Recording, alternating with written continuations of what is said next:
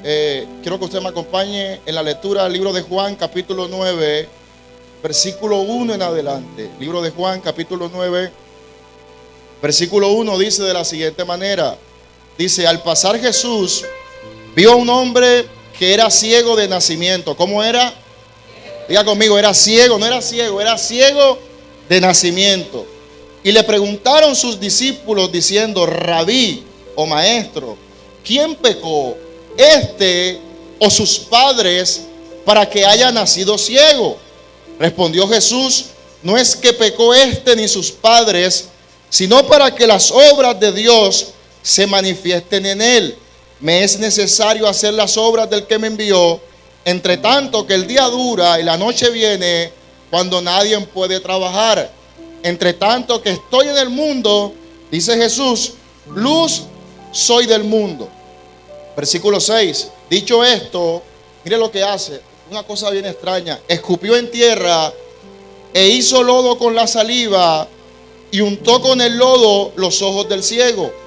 Y le dijo: ve a lavarte en el estanque de Siloé, que traducido significa enviado. Fue entonces el ciego y se lavó y regresó viendo. Entonces los vecinos y los que antes le habían visto que era ciego decían: ¿no es este el que se sentaba y mendigaba?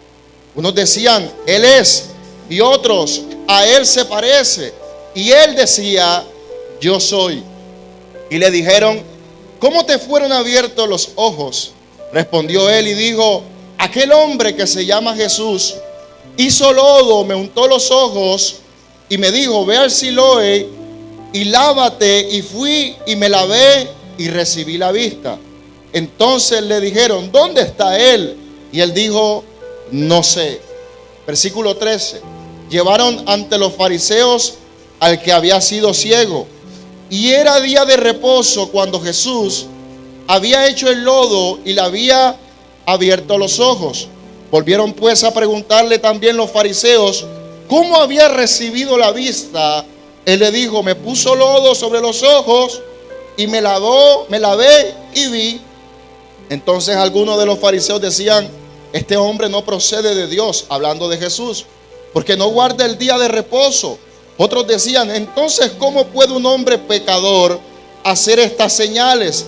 Y había disensión entre ellos. Entonces volvieron a decirle otra vez al ciego: ¿qué dices tú que él te abrió los ojos? Y él dijo que es profeta. Entonces volvieron a decirle al ciego: ¿qué dices tú del que te abrió los ojos? Y él dijo que es profeta. Pero los judíos no creían que él había sido ciego y que había recibido la vista. Pensaban que era como especie de una broma o algo así, un engaño, hasta que llamaron a los padres del que había recibido la vista. Es un tema ahí como que no creían mucho de que este hombre había recibido un milagro, no tanto por el milagro, sino porque Jesús era el que lo había realizado. Entonces llamaron a sus padres y le preguntaron diciendo: ¿este es vuestro hijo? Y el que vosotros decís que nació ciego, ¿cómo puede pues ver ahora? Sus padres respondieron y le dijeron: sabemos que este es nuestro hijo, o sea, lo conocemos, y que nació ciego, pero cómo ve ahora no lo sabemos. O quién le haya abierto los ojos, nosotros tampoco lo sabemos. Edad tiene, pregúntale a él, y él hablará por sí mismo. Esto dijeron sus padres porque tenían miedo de los judíos, por cuanto los judíos ya habían acordado que si alguno confesara que Jesús era el Mesías, iba a ser expulsado de las sinagogas. Versículo 23. Por eso dijeron sus padres: edad tiene, pregúntale a él. Se estaban como que lavando las manos allí. Entonces volvieron nuevamente a preguntarle al pobre hombre y le dijeron: da gloria a Dios, nosotros sabemos que ese hombre es pecador. Entonces él respondió y dijo: si es pecador, no lo sé, pero una cosa sé, que antes yo era ciego, pero ahora veo. Denle un aplauso al Señor por eso, por favor.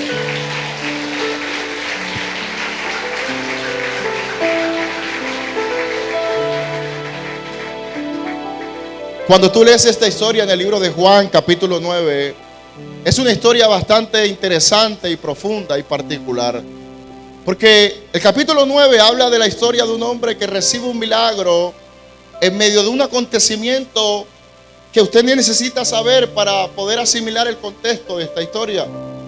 Lo que ocurre aquí es que Jesús estaba en el éxtasis de su ministerio. Jesús estaba extendiendo su fama a través de los milagros, a través de las señales y a través de los prodigios.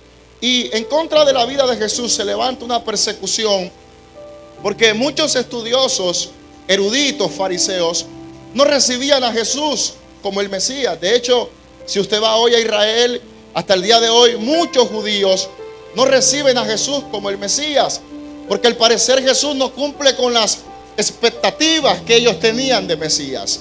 Israel es una nación que toda la vida estuvo perseguida y oprimida por otras naciones. Y cuando ellos esperaban un Mesías, esperaban un libertador que pudiera ayudarles a romper ese ciclo en el que toda su vida se la pasaron siendo oprimidos por otras naciones. Ellos esperaban más o menos así como un Simón Bolívar, un hombre que llegara con caballo y espada para ponerle fin a la persecución y al sufrimiento que vivieron durante muchos años.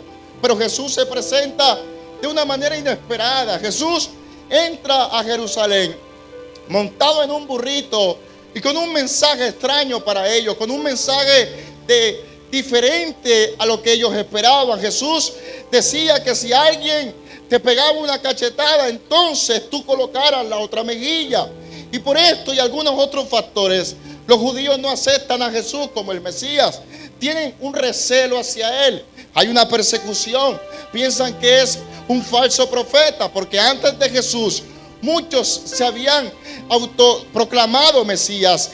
Era un tema que en lo que ellos ya tenían experiencia. Muchas personas antes de Jesús se habían levantado como Mesías, pero Jesús tenía una particularidad y tenía algo que los demás no tenían, y es que Jesús lo acompañaban los milagros y las señales, y esto era algo que ellos no podían comprender. Esto era algo que se salía del marco teológico en el cual ellos siempre se plantaban. Entonces tenemos una situación particular, porque cuando esto ocurre en un día especial para ellos. Esto ocurre en un día donde la gente se guardaba, porque la visión del judío es que el sábado es el día santo para ellos.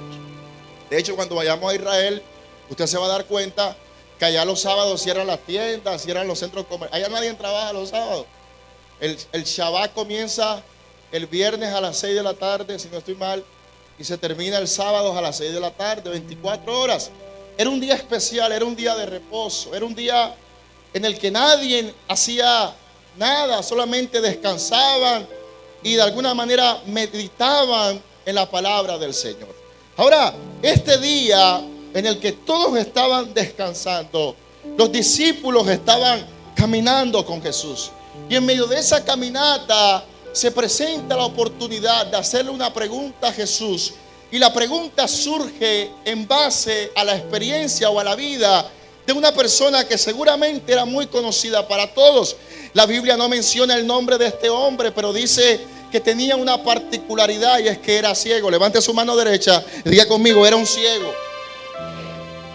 Ahora, ser ciego para ellos tenía una representación espiritual. Y por esta razón surge una pregunta entre los discípulos. Yo creo que los discípulos no tenían mala intención en hacer la pregunta. Más bien creo que aprovechan la situación para ponerle de alguna manera sentido a algunas dudas que ellos tenían. La pregunta es: maestro, rabí, que ellos le hacen es: maestro, rabí, ¿quién pecó, este o sus padres, para que este fuera ciego? Porque los judíos, y especialmente la gente de Israel, relaciona el sufrimiento con el pecado. Ellos creían que todo lo malo que le acontecía a alguien era producto de una maldición generacional. Porque a veces, en realidad ellos sacan esta idea de la Biblia, de las maldiciones generacionales. Pero cuando esta pregunta surge en este momento, Jesús da una respuesta respuesta que no es esperada. Es una respuesta que abre un espacio hacia lo que próximamente sería la gracia de Dios. Y lo que Jesús dice es que no hay pecado que justifique lo que él está viviendo. Jesús dice: ni este ni sus padres pecaron. Lo que Jesús está diciendo es que no tiene que ver con el pecado, no tiene que ver con los errores que él cometió, no tiene que ver con los errores que cometieron sus padres, porque tú tienes que entender algo, y quiero que recibas esto en tu corazón. El mundo siempre necesitará un error para justificar tu desgracia. Te lo voy a repetir: el mundo siempre necesitará un error para justificar tu desgracia, pero Dios necesita tu desgracia para justificar su gloria. Quiero que alguien sepa en esta noche que el mundo buscará razones para poder justificar la razón por la cual en la vida te ha ido mal, pero Dios necesita precisamente tu desgracia para poder manifestar tu gloria, porque es a través de tu desgracia que su gloria será manifiesta en tu vida y en la de los demás. Alguien diga amén a eso. Entonces, lo que quiero que usted sepa de esta noche es que las desgracias son la plataforma donde Dios va a reposar su gloria y su evidencia en tu vida. Quiero que sepas algo: las desgracias dejan de ser desgracias cuando se convierten en testimonio. Y si hay algo que Dios quiere hacer contigo, es convertir tus desgracias en tu testimonio. Lo que ellos esperaban es que Jesús justificara la razón por la cual estaba allí. Pero Jesús no puso su mirada en el pecado. Jesús puso su mirada en lo que Dios iba a hacer con él. Porque las tinieblas siempre colocan la mirada en lo que ocurre o en lo que produce la desgracia. Pero Dios pone su mirada en la desgracia, porque a partir de la desgracia es que su gloria se va a manifestar. Entonces las desgracias dejan de ser desgracias cuando se convierten en un testimonio. Las heridas no sanan porque dejan de doler, sanan porque Dios redignifica su dolor, y el sufrimiento no pierde su aguijón, sino que Dios ahora le da un propósito. O sea, la razón por la cual este hombre aparece en el marco bíblico es porque se tuvo que hablar de su desgracia. Pero la desgracia, para los que preguntaron, era la justificación de su condición. Pero para Jesús era la razón por la cual lo iba a levantar. Por eso tú tienes que entender que las desgracias dejan de ser desgracias cuando se convierten en testimonio. Cuando dices: nada de lo que me ocurre está fuera del plan divino de Dios, tú has entendido cuál es la verdad del evangelio. Porque Jesús lo que está diciendo es que lo que él está viviendo no está fuera del plan, hace parte del plan. Y si hay algo que usted necesita entender, ojalá usted camine con esta verdad y la tenga muy presente, es que todo lo que te ocurre, sea bueno o sea malo, hace parte de un plan divino. Y cuando tú entiendes que todo hace parte de un plan divino, tú sabes que las desgracias serán desgracias por un tiempo, pero después se van a convertir en testimonio, después se van a convertir en milagros, después se van a convertir en señales. Alguien diga amén a eso, por favor.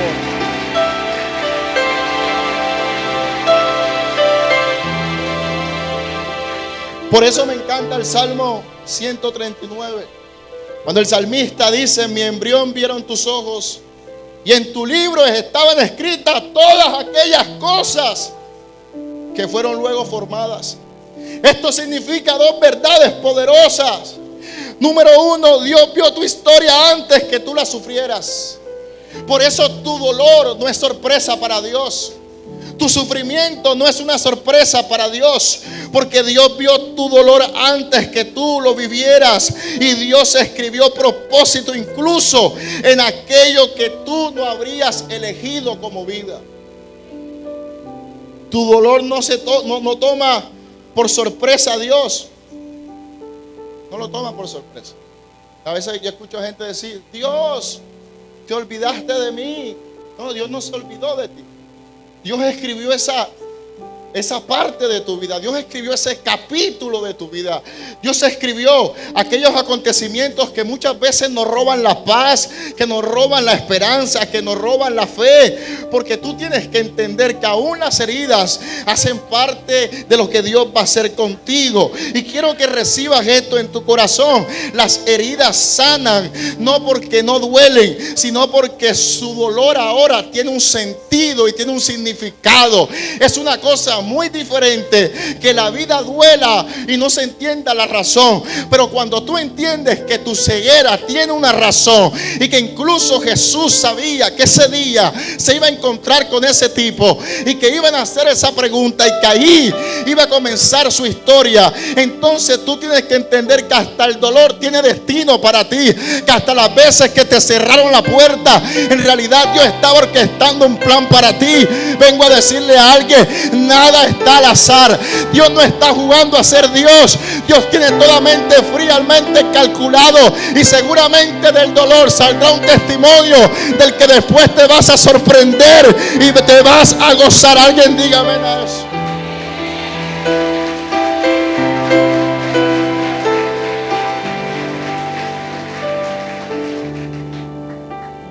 Hay un autor que a mí me gusta mucho, lo recomiendo, es fácil de leer, se llama Víctor Frank.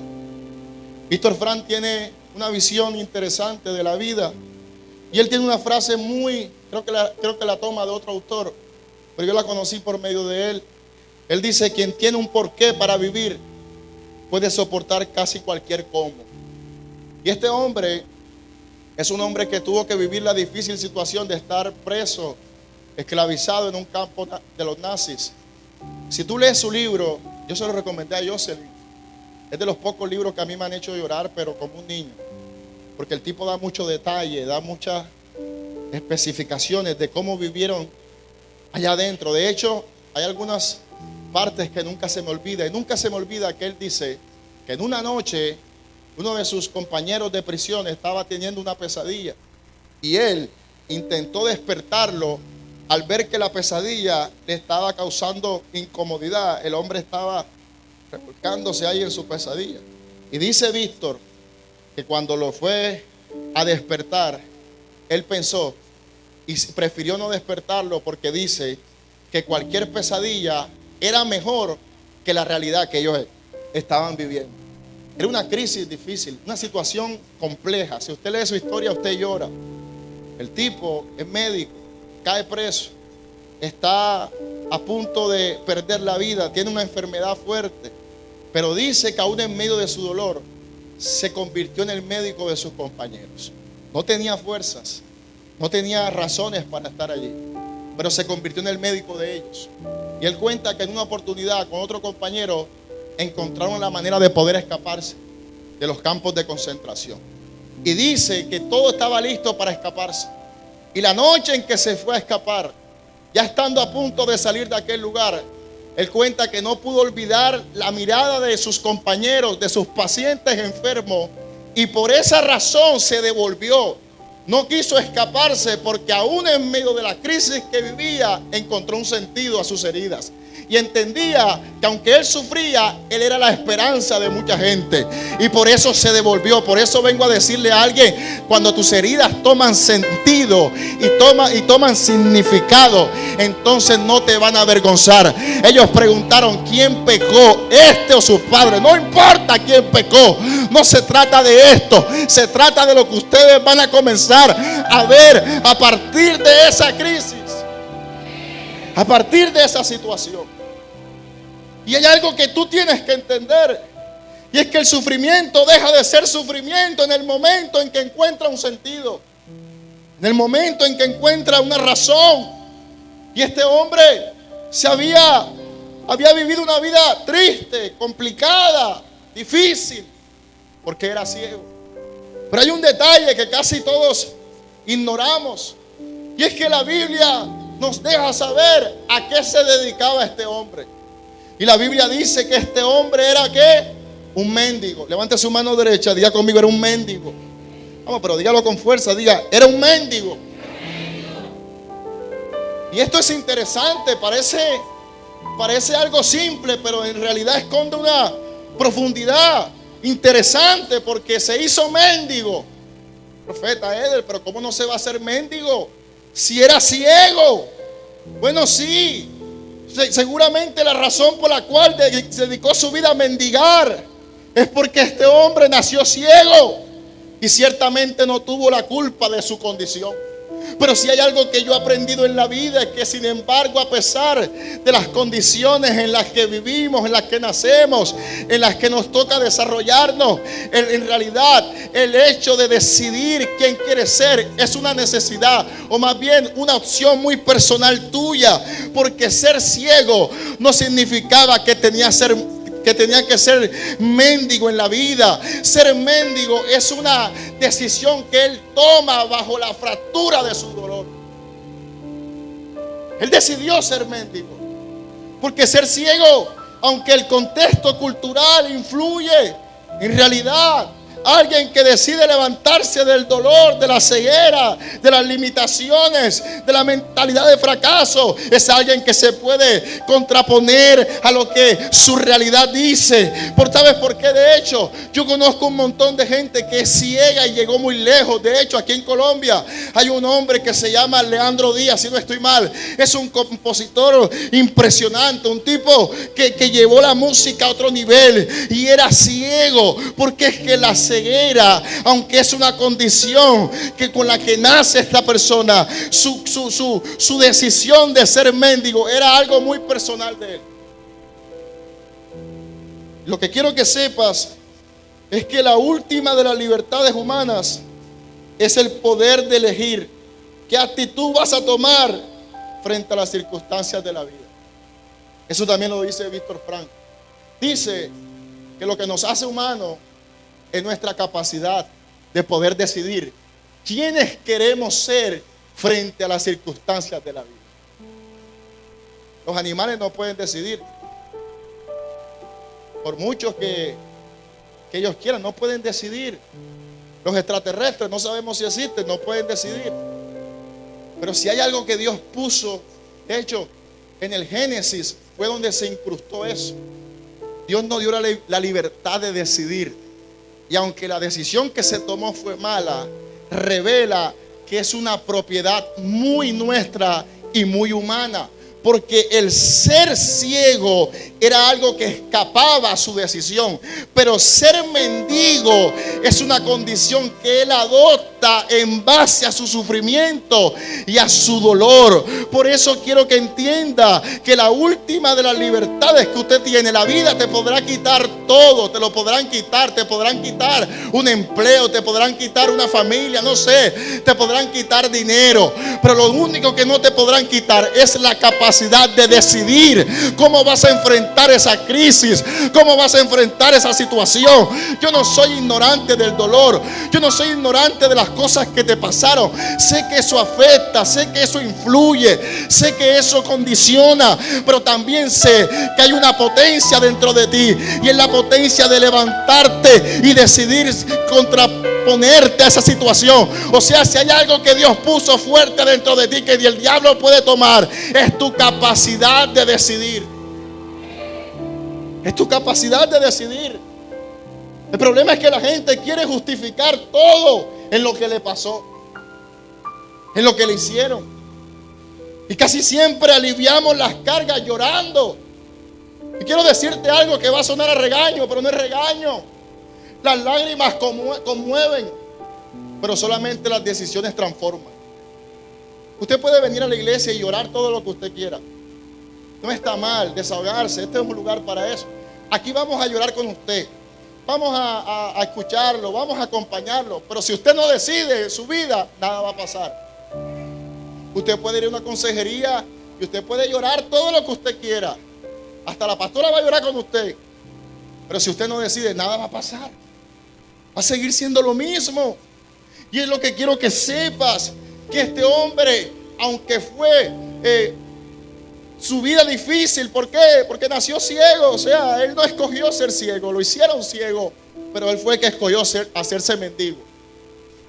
Él pudo convertir su ceguera en arte, como lo hizo el profeta Leandro Díaz. Él pudo convertir su ceguera en otra cosa. Y la pregunta para ti en esta noche: ¿qué vas a hacer con tu dolor? ¿Tu dolor será la justificación de tu desgracia o será la energía que necesitas para cumplir el propósito de tu vida? O sea, ¿qué vas a hacer con tus heridas? ¿Te la vas a pasar quejándote toda la vida de lo que te hicieron? ¿O vas a tomar eso que te hicieron y lo vas a convertir en un libro, en una canción, en una prédica, en un testimonio, en una empresa? Alguien tiene que entender que hoy es el día de decidir qué vas a hacer con tu ceguera.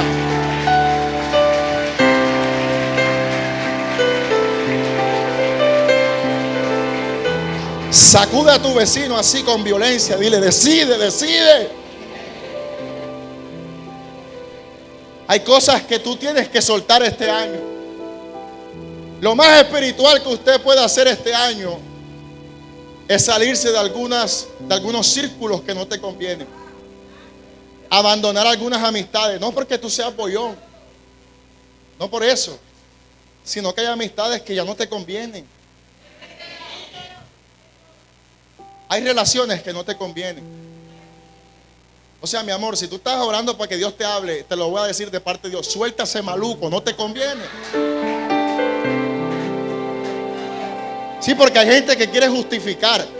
No, es que ellos son más buenos que Dios. O sea, no te sirve ya, fracasaste ahí, dale para adelante. Hay futuro para ti, hay esperanza para ti, hay promesas para ti. La vida no se ha terminado, todavía hay cosas que hacer, hay planes que cumplir, hay promesas vigentes. Alguien diga amén.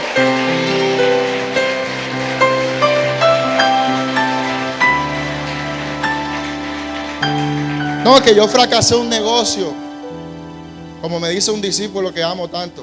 No creo más en el amor. Ya ahora sí. Y cada rato lo veo enamorado. Pero me gusta porque el tipo cree en el amor a pesar de todo. Pero hay gente que fracasa una vez y se echa ya a la desgracia. No, hay que seguir intentándolo. Este año es un buen año para volverlo a intentar, para retomar el sueño, para desempolvar el proyecto. Hay gente que se le olvidó lo que Dios le dijo cuando llegó a esta casa. Se les olvidó, enterraron el sueño. Pero hoy es una noche donde vengo de parte de Dios a decirte: no dejes de insistir, no dejes de creer, porque la ceguera no es tu final, apenas es tu comienzo. Entonces el tipo decide hacerse una persona que vive de la lástima de los demás. Pero Jesús viene a cambiarlo todo. Y lo que me impresiona es que aunque él no podía ver, Jesús lo vio a él.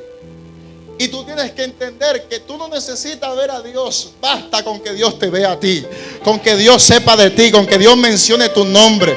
Vengo a hablar con gente que no tiene experiencia, no tiene dinero, no tiene marido, no tiene nada, pero tiene a Dios. Y si tiene a Dios, lo tienes todo. Todo será posible.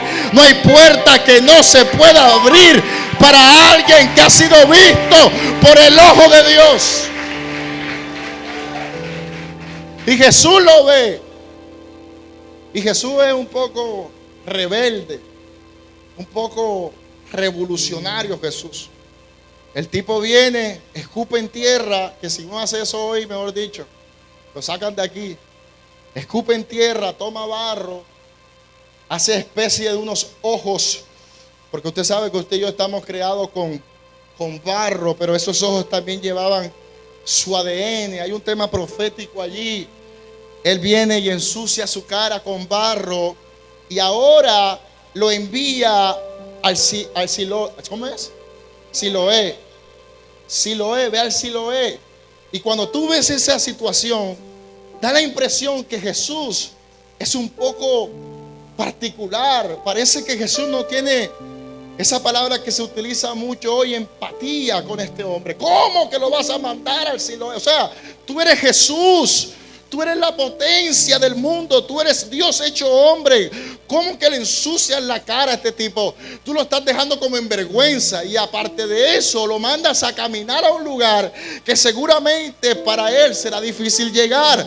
Pero lo que Jesús está haciendo es dando una enseñanza sencilla y práctica. Y es que el milagro en realidad no está solamente en el hecho, sino que Jesús estaba provocando algo en el corazón de este hombre. Y es lo que quiero que usted sepa. Y es que la obediencia que Jesús está demandando de este hombre: ve al Siloé y camina y tu milagro será hecho. Pero ¿por qué no lo haces aquí? Porque quiero despertar algo en ti que es más poderoso que un milagro. Hay algo más potente, se llama obediencia. O sea, si yo te doy la vista, posiblemente ese milagro nada más te va a ayudar para ver, pero hay algo que te va a sostener en el trayecto de tu vida. Se llama obediencia, y la obediencia te hace caminar cuando los demás no pueden ver. Escúchame, ciego, bien. Tú crees que tú no ves, pero tú vas a escuchar mi voz y vas a caminar ahora por la voz que yo te voy a decir, por la palabra que te voy a decir, porque la obediencia tiene la facultad de hacerte caminar cuando otros no pueden ver. El hombre seguía ciego, con barro en los ojos. Yo me imagino que la gente cuando lo vio dijo: ahora ciego y marihuanero este tipo, va con la cara sucia. Seguramente era vergonzoso para él. Pero tú sabes, Jesús no le dio explicación. Pero lo potente no fue que Jesús no le dio explicación. Lo potente es que él no se las pidió. Lo potente fue que él no exigió lógica a esto.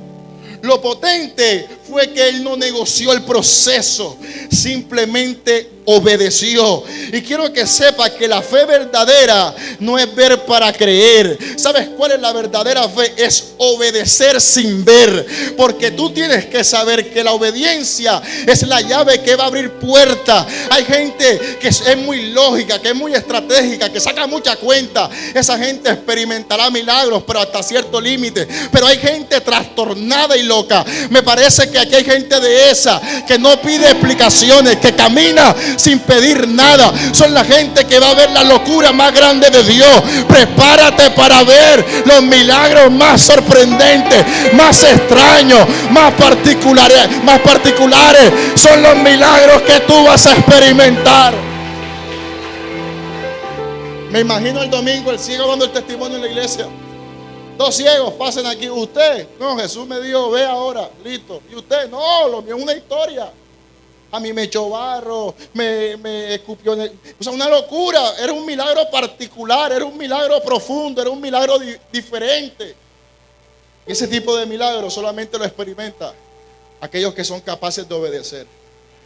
Obedecer sin cuestionar, obedecer sin preguntas. Otra cosa que sucede en este momento de la historia es que el milagro está escondido en una instrucción divina, en algo que parece extraño. Los milagros se esconden en aquellas cosas que Dios manda hacer, que parece que no tienen significado ni razón.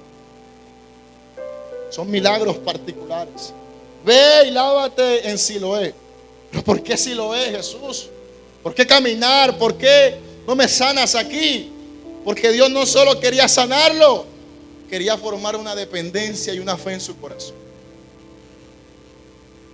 Los milagros son lindos, ¿no? Son bonitos cuando uno los recibe. Pero los milagros casi nunca sostienen a nadie. Lo que te sostiene es la fe, la intimidad. La gente creería que lo más grande que este hombre recibió fue la vista. Lo más grande que recibió fue su fe. Fue esa capacidad de confiar en Jesús, aunque no lo veía, aunque no lo conocía, aunque no sabía cómo era su rostro.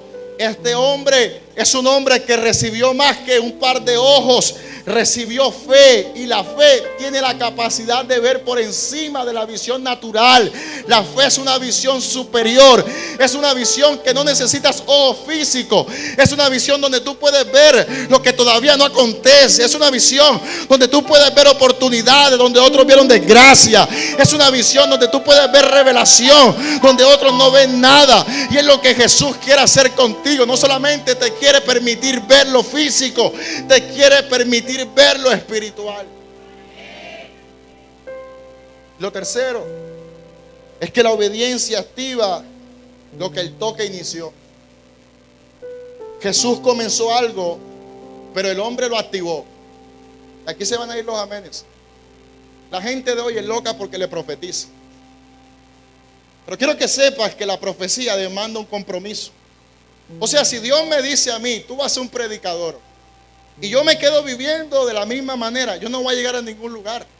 Si a mí Dios me dice, serás un predicador, lo primero que debo hacer es ponerme a estudiar la Biblia, comprarme libros, pasar viendo prédicas, juntarme con predicadores, porque eso va encaminado a lo que Dios me dijo. Pero no, Dios no es loco y que te voy a hacer un chef y tú te levantas a las 11 de la mañana y no te gusta cocinar. Dios no va a hacer nada contigo. Hay un compromiso, hay una demanda, hay algo que tú tienes que procurar activar, y ese activar va con tu compromiso. Tú verás, ok, yo veré, pero camina si lo es. Ok, y en medio de tu caminar, tu visión se va a ir aclarando. Cuando tú llegues, entonces las cosas van a suceder. Vengo a hablar con gente que no se va a quedar solamente con la palabra. Ay, es que Dios me dijo. No, usted va a ser alguien que va a caminar en pos de la palabra. Si Dios te dijo que iba a prosperarte, entonces monta un negocio, no sé, haz algo. Sal del estado de confort, porque hay una palabra que te está esperando.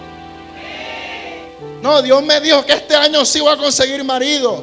Y no te va a hacer blower, Dios no te va a dar nada. De verdad. No saluda a nadie. Hay gente que dice que llevo tantos años solo, pero usted no saluda a nadie. O sea, te va a quedar solo. Joder, aquí este año lo que viene es marido y mujer. Dígame. Bueno, esposo. Y viene de paquete. Pero necesitas caminar, porque la fe sin obra es muerta. Diga conmigo, este año voy a caminar.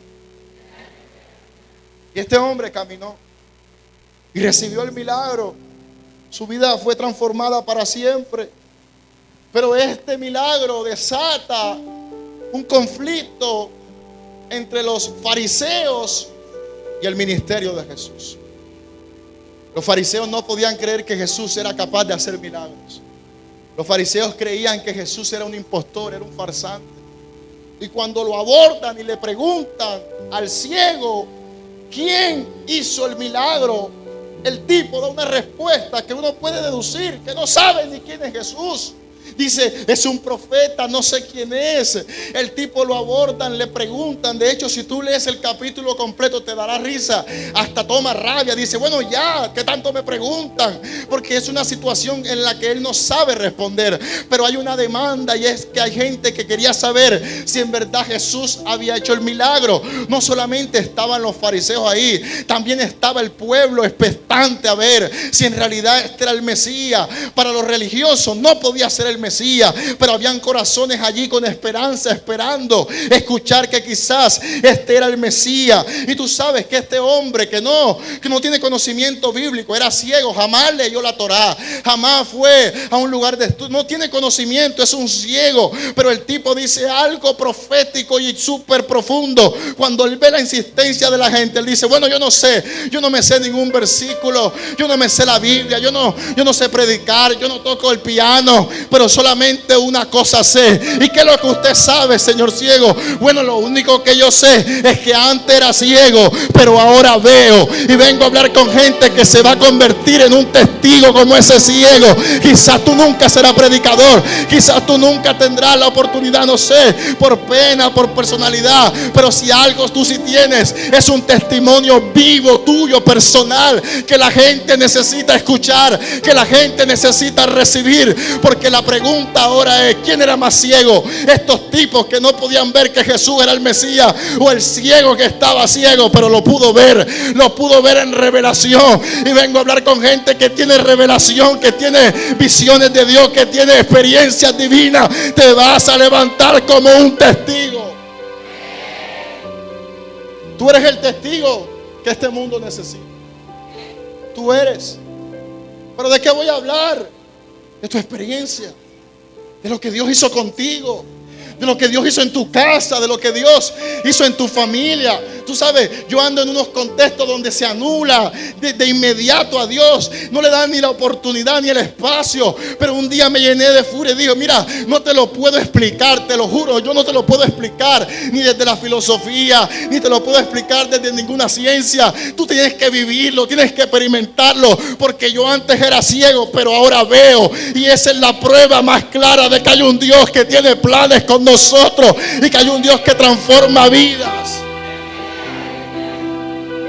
Y esa es una demanda que Dios tiene con nosotros, que nos podamos convertir en testigos. Y 3 razones por las que necesitas ser testigo rápidamente. Porque cuando Dios te transforma, tu historia se convierte en una evidencia que el infierno no puede refutar.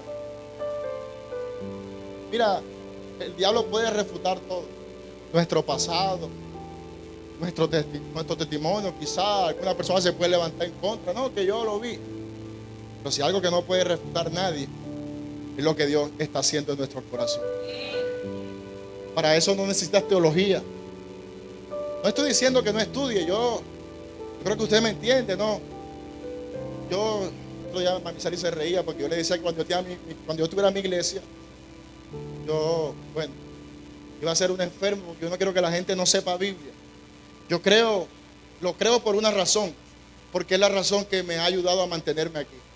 Yo creo en el conocimiento, creo que hay que estudiar, creo que hay que leer, pero hay algo que se sale a la teología, que se sale a la razón, que es ese fuego raro que uno experimenta cuando está en la presencia de Dios.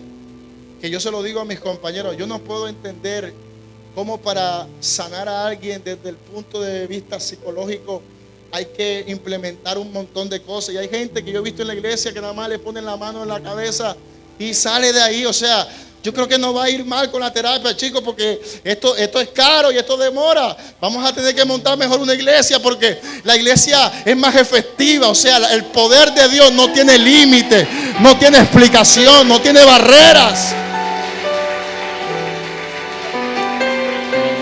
Y por eso necesitas ser un testigo. Porque la teología se puede discutir, los argumentos se pueden cuestionar, pero tu vida cambiada nadie la puede negar. Nadie la puede negar. Número 2. ¿Por qué necesitamos ser testigos? Porque el milagro que callas se marchita, pero el milagro que declaras se multiplica. ¿Sabes por qué Dios te permite en su gracia experimentar ciertas cosas? Porque quiere que tú las repliques en otros. Quiere que tú seas la inspiración de otros. Quiere que otros también reciban lo que tú un día recibiste. Y necesitamos testificar, de verdad, necesitamos hablar. No nos podemos quedar callados, no nos podemos llevar a la tumba lo que Dios hizo con nosotros. Necesitamos ser testigos del obrar de Dios en nuestra vida. Y número 3, para cerrar, ¿por qué necesitamos ser testigos?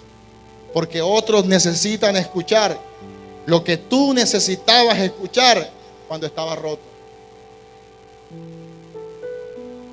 Por ejemplo, yo voy a tomar el ejemplo de Argelis. Yo voy a ser sincero aquí. ¿Puedo ser sincero? No me importa, yo voy a ser sincero. Cuando nosotros hicimos la casa de amistad, yo me decepcioné un montón de veces. Yo dije, los pelados no van para ningún lado. Los pelados les gusta la fría, el picar, la cosa. Pero yo no se lo he dicho a ella, pero yo estoy pendiente de lo que Dios está haciendo en su vida. Y su pasión por el servicio. Y poco a poco allí. Y estoy seguro que lo que ella escuchó cuando empezamos la casa de amistad en su casa va a ser lo mismo que ella va a replicar en los corazones de todas las personas que se le atraviesan. Porque si hay algo que tiene la gracia y el propósito de Dios, es que no reposa sobre la vida de alguien, sino que se multiplica. Comenzó con Jesús, siguió con 12, luego quedaron 11, luego metieron a otro 12. Y mira cuántos somos hoy. Y quiero decirle a alguien, no te avergüences de tu pasado. No te avergüences de dónde vienes. A mí no me puede avergonzar de dónde Dios me sacó. Yo aquí usted me ve todo simpático y todo, pero yo fumé marihuana como usted no se imagina. Odiaba a mis papás. No tenía relación con mis hermanos. Y es raro porque hoy es de lo que más disfruto, ¿no? Nunca en mi caso vieron palabras de amor ni de afirmación. Yo creo que por eso el tema de que hablo mucho, porque como que no tenía mucho con quien. Viví reprimido toda mi vida. En mi casa nunca hubo una conversación familiar, ¿no? Eso no existía en mi casa. Y hoy, ver cómo Dios ha restaurado mi relación con mis hermanos, con mis padres, con mis abuelos. Yo disfruto mi familia. Se lo dije a la pastora estos días. Yo sé, si algo que yo disfruto hoy es mi familia, porque antes no podía disfrutar de ella. ¿Qué es lo que quiero que te lleves en tu corazón? Que tú serás testigo, pero los demás también verán lo que Dios va a hacer contigo. Con tus hijos, aquellos que tienen hijos, que están en la droga, en cosas indebidas, tus ojos lo van a ver.